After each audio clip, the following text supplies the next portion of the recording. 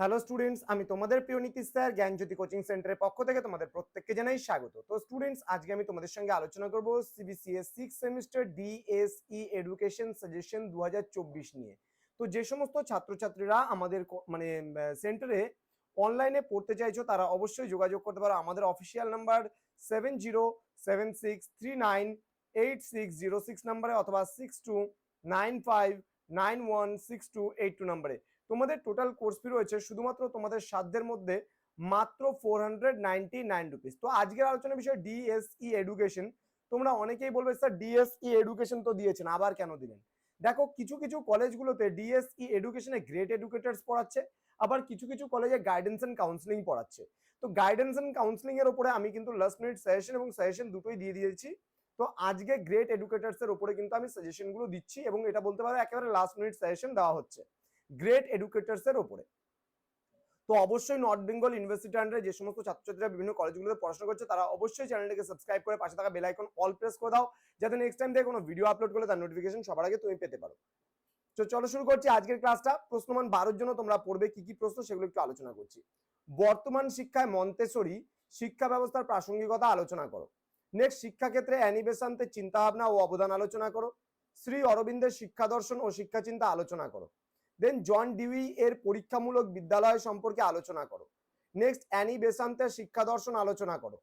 Next, মন্তেসরি শিক্ষা ব্যবস্থার শিক্ষার লক্ষ্য, পাঠ্যক্রম, শিক্ষণ পদ্ধতি এবং শিক্ষকের ভূমিকা সংক্ষেপে আলোচনা করো। নেক্সট, রবীন্দ্রনাথ ঠাকুরের মতে শিক্ষার লক্ষ্য কি তা আলোচনা করো। ওকে, নেক্সট হচ্ছে বুনিয়াদী শিক্ষা বলতে কি বোঝো এবং বুনিয়াদী শিক্ষার লক্ষ্যগুলি সম্পর্কে আলোচনা করো।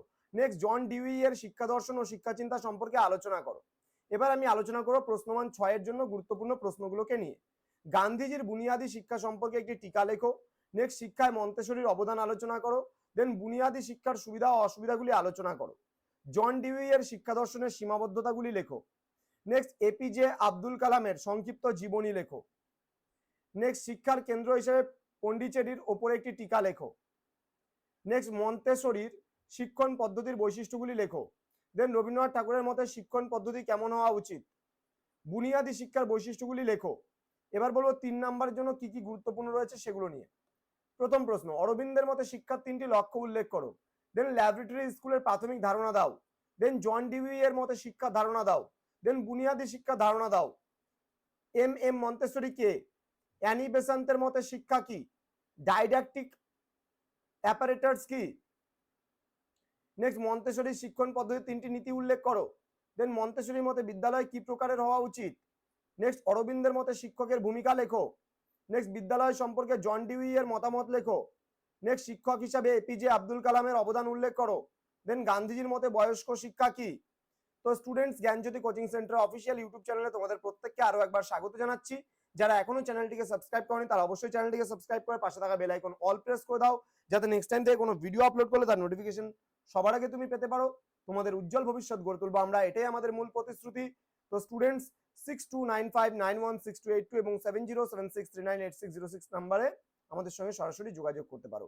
তো স্টুডেন্টস, আমাদের অফিসিয়াল ওয়েবসাইট www.gyanjyoti.info আর ইউটিউব চ্যানেলের নাম নীলস নিভা, তোমরা ভিজিট করতে পারো। দেখা হচ্ছে খুব তাড়াতাড়ি পরবর্তী নতুন কোনো ক্লাস নিয়ে। তোমরা প্রত্যেকে ভালো থেকো, সুস্থ থেকো। Thank you so much, thanks for watching after all, thank you.